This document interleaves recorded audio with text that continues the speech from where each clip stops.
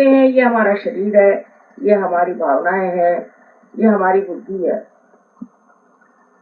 ये मेरा हाथ है, ये मेरा सर है, ये मेरा मेरा कहना जो है वो मैं कौन हूँ,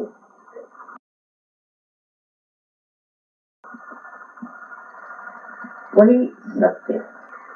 और दूसरा सत्य ऐसा है जो आज मैं यहाँ पीछे हुए सुंदर फूल और उनकी बहुत ही सुंदर शोभा देख रही हूँ, उसको देखकर एक प्रश्न जरूर उठना चाहिए कि ये फूल कैसे सहज में ही पृथ्वी से बन के आए, इनको किसने बनाया? हमारा हृदय जो अपने आप चलता है, जिसे डॉक्टर लोग कहते हैं ये ऑटोनॉमस नर्वस सिस्टम है, स्वयं चालित। तो ये स्वयं कौन है? स्वयं हमने आज तक जाना नहीं, लेकिन इस स्वयं को चलाने वाली जो शक्ति है, जो चराचर रूप में निराकार स्वरूप ब्रह्म चैतन्य कहलाती है, वो शक्ति भी आज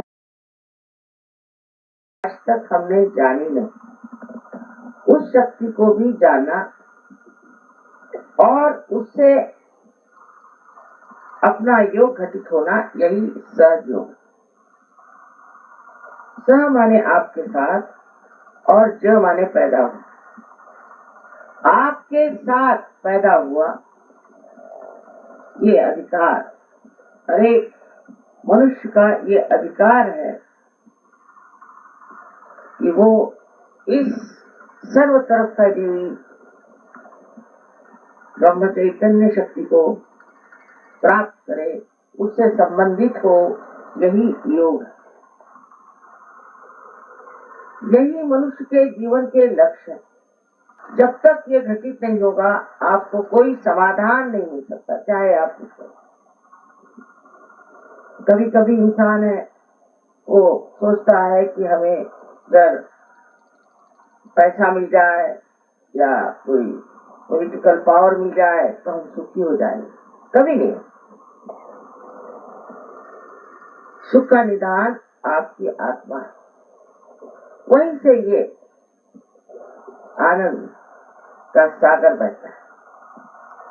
अभी तक आपकी आत्मा एक साक्षी होकर के आपके सारे कार्यों को देखती है। अभी तक आपके चित्त में, अटेंशन में आत्मा का प्रकाश आया नहीं, इसीलिए हम अज्ञानी, इसीलिए हम अंधे हैं।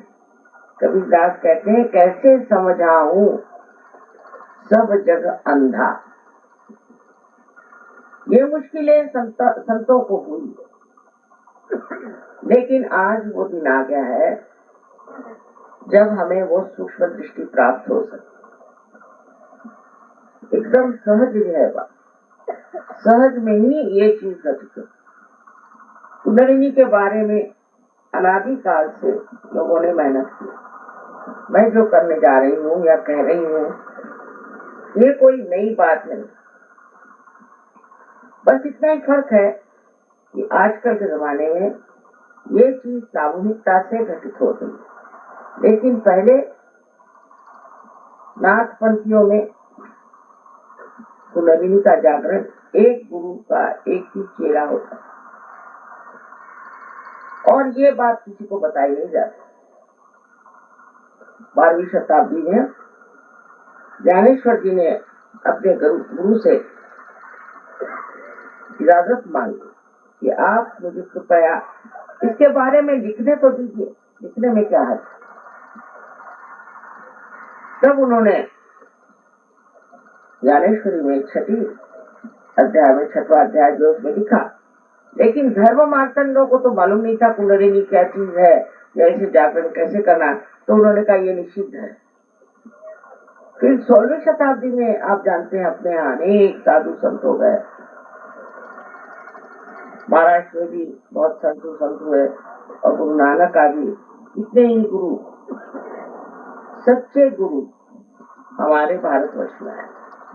अपनी भारत भूमि एक प्लावित भूमि, फिर खासकर कुरुक्षेत्र तो गीता का पहला शब्द है और ये बहुत ही मानी हुई जगह है जहाँ कृष्ण भी आए और जहाँ पर धर्म और अधर्म का युद्ध हुआ।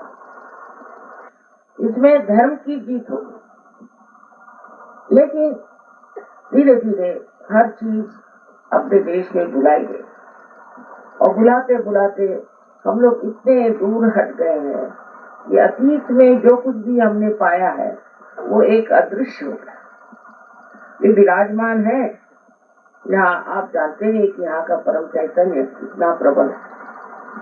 और जब इन्होंने कहा कुरुक्षेत्र में वहाँ प्रोग्राम है तो मुझे बहुत खुशी, क्योंकि मैं जानती हूँ कि इस जमीन में बहुत चैतन्य की सृष्टि है।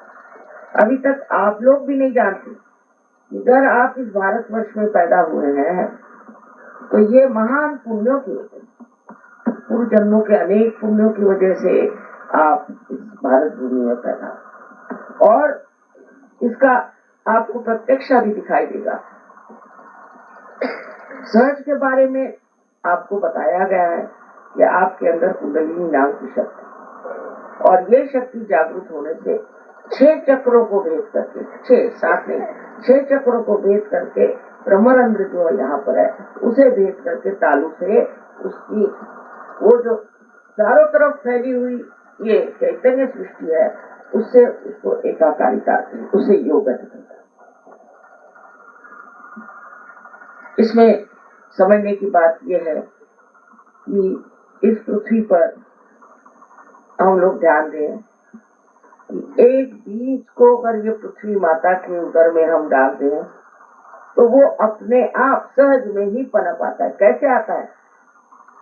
क्योंकि उस बीज में भी ये शक्ति है और उस पृथ्वी माता में भी ये शक्ति है कि वो उसे जागरूक करे।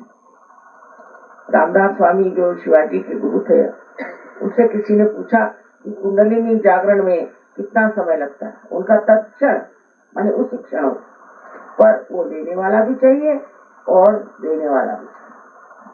मैं भारतवर्ष में देखती हूँ कि हर जगह बहुत ज्यादा लोग धार्मिक हैं।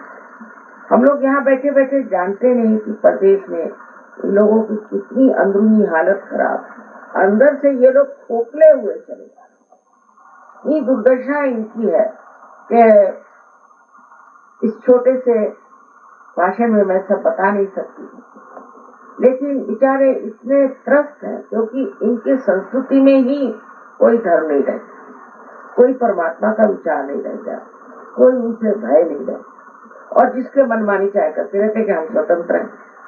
स्व का तंत्र तो वो होता है, स्व माने अपनी आत्मा, और उसका तंत्र जानना ही सहज होता है। जब तक आपने अपनी आत्मा का तंत्र नहीं जाना तब तक आप परतंत्र हैं। इसलिए ये बड़ी आनंद की बात है कि आज कुरुक्षेत्र में इतने लोग सहयोग के लिए पधारे हैं।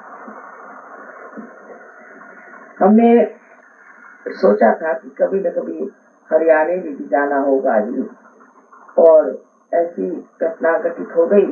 ये भी एक हमारे लिए भी परम भाग्य की बात है, क्योंकि जहाँ आपका चित्त बहुत अटका रहता है, जब तक आप उस चीज को समझ नहीं लेते, उसके साथ कुछ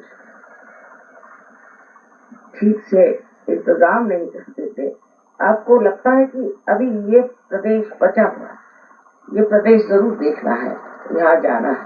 और आज यही बात बड़ी आनंद की है कि आज चीज घटित होगी।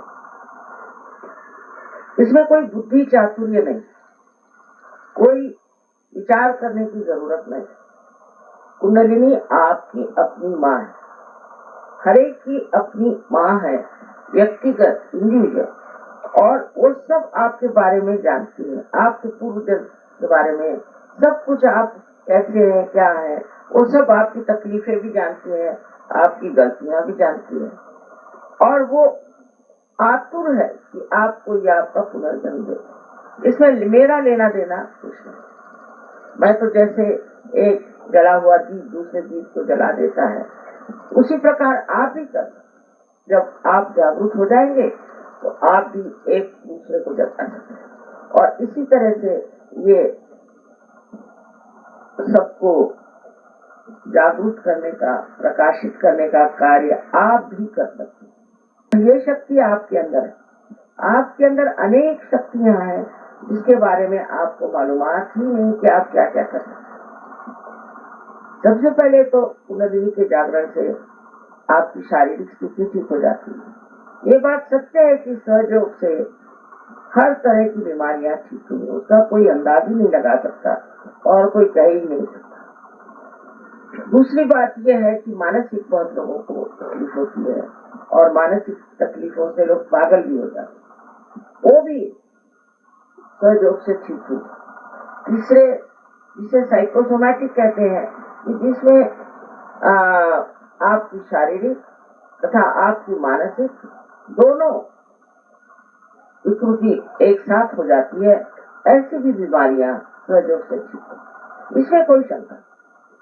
ये ठीक हो जाती है और होना ही चाहिए, क्योंकि आप अगर सोचें इस दुनिया में जितने भी प्रश्न हैं या जितने भी सुविधाएं हैं, जितनी भी तकलीफें हैं, वो अधिकतर मनुष्य की वजह से। इस मनुष्य के अंदर जितनी तकलीफें हैं वो ये चक्रों की वजह से। अगर ये चक्र आपसे स्वच्छ हो जाए और ठीक हो जाए तो आपके प्रश्न तो ठीक होना ही हुआ। किंतु अगर आप इसमें जागरूक होकर के आपके अंदर सामूहिक चेतना आ जाए, माने आप दूसरों के चक्रों को भी महसूस कर लें, तो आप दुनिया के लोगों को भी ठीक कर सकते हैं यहाँ बैठे बैठे। एक बार आपको पता हो जाना चाहिए कि आप में क्या दोष है, उसे आप ठीक कर लें, और आपको ये भी पता होना चाहिए कि दूसरों में क्या दोष है, वो भी आप ठीक कर सकते हैं। इस पर मोहम्मद साहब ने कहा हुआ है कि जब क़ियामा आएगा, माने जब आपके उद्धार का समय आए, सब में लिखा, बाइबल में भी है, कुरान में भी है कि ऐसे उद्धार का समय आने वाला है, रेजरेक्शन टाइम। और ग्रंथ साहब ने भी बहुत अच्छे से लिखा हुआ है। ऐसे कोई भी पुस्तक नहीं है जिसमें ये नहीं लिखा कि आपके उद्धार का समय आने वाला नहीं। एक समय आएगा जो आपके उद्धारक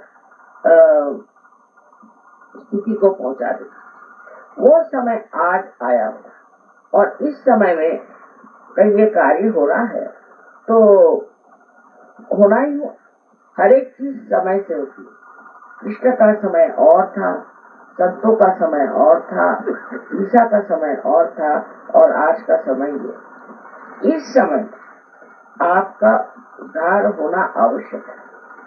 तो मोहम्मद साहब ने साफ कहा है कि उद्धार का समय जब आएगा तब आपके हाथ बोलेंगे और आपके खिलाफ शहादत देंगे, माने आपकी उंगलियों पर आप जानेंगे किसके कौन से चक्र खराब है, आपके कौन से खराब है, दूसरों के कौन से खराब है। इतनी कमाल की बात उन्होंने बताई, और आप जानिए कि आपके कौन से दोष है, यानी आपके खिलाफ शहादत। इतनी बातें इन लोगों ने की है और उनको अब पूरा करने का समय आ। रही बात साइंस की, मैंने सुना है यहाँ बहुत पढ़े लिखे लोग हैं, साइंस के बारे में जानते हैं, तो साइंस की सीमाएं, साइंस पे नैतिकता का कोई विचार ही नहीं, मॉरल है, नैतिकता का विचार नहीं। दूसरे, साइंस इन चीजों से अपना संबंध रखता है, वो चीजें बहुत ही विनाशक और कहना चाहिए कि बहुत ही उथली है। जैसे कि आपके लिए साइंस की वजह से इलेक्ट्रिसिटी आ गई, तो क्या, जब इलेक्ट्रिसिटी नहीं थी तब भी लोग रहते। ये कोई अंतिम चीज तो नहीं, उल्टे जब से साइंस आया है तब से लोगों में बहुत ही अशांति आ गई। बहुत ज्यादा अशांति आ गई, और वो अशांति इतनी ज्यादा बढ़ गई है कि अब जहाँ बहुत साइंस बढ़ गया है वो तो एकदम सर्वनाश के कगार पे खड़े। तो कुछ न कुछ हम लोगों ने गलती ये की कि एक चीज को पकड़ लिया और उसी पीछे भागा। अब साइंस के जैसा अगर आप अपना विचार रखें तो अपना दिमाग आप खोल करके सुनिए। इस साइंस से भी परे एक परमात्मा का साइंस, और वो साइंस ऐसा है अचूक। अभी कोई भी साइंस का साइंस की धारणा आप लीजिए, जिसको लोग मानते थे ये है, वो कल कहते नहीं ये नहीं ठीक है, फिर दूसरे कहते ये नहीं ठीक, वो है, वो बदल जाएगी। पर परमात्मा का साइंस बिल्कुल बदलता है, और परमात्मा की जो सरकार है वो जब कार्यान्वित होती है तो बिल्कुल अचूक। किंतु आपको परमात्मा के साम्राज्य में जाना चाहिए, क्योंकि आप अभी इसी दायरे में बैठे हैं। आपके आगे अनेक प्रश्न हैं। जब ये दायरा टूट करके उस बड़े दायरे में आप चले जाएंगे, जिसको कि साचे दरबार कहते हैं, तब आप आश्चर्यचकित होंगे कि आपकी कितनी गौरवशाली और कितनी ज्यादा महत्वपूर्ण शक्तियां, और आप स्वयं कितने ऊंचे, आपके अंदर क्या क्या शक्तियां हैं, इसका दर्शन जब आपको होगा तो आप समझ जाएंगे कि कोई आप सर्वसाधारण नहीं है, आप मानव हैं, और मानव के नाते आपको पूर्ण अधिकार है कि आप अपने आत्म साक्षात्कार को प्राप्त करें।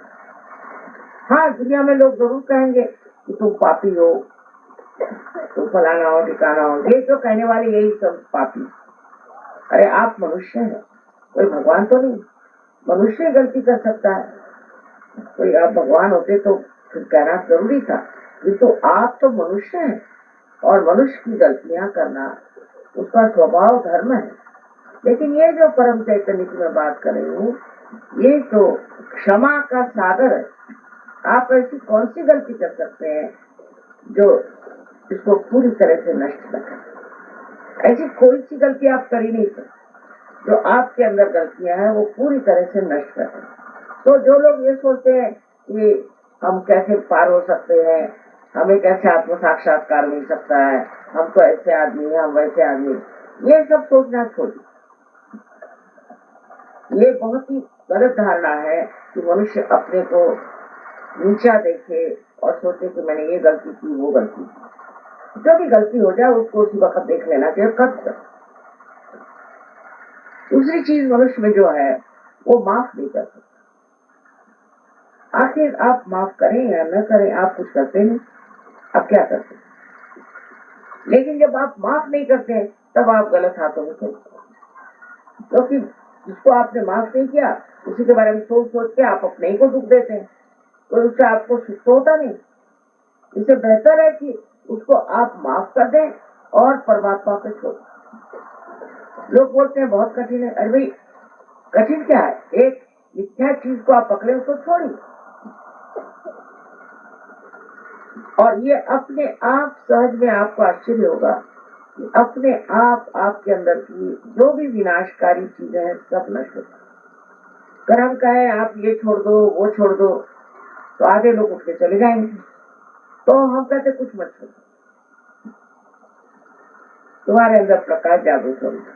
अगर मेरे हाथ में एक सांप है और मैं जिद्दी हूँ, आप कहेंगे सांप है, नहीं, मैं कहूँगी ये तो डोर है, अंधी हूँ या चाहे अंधेरा है, मुझे दिखाई नहीं देता।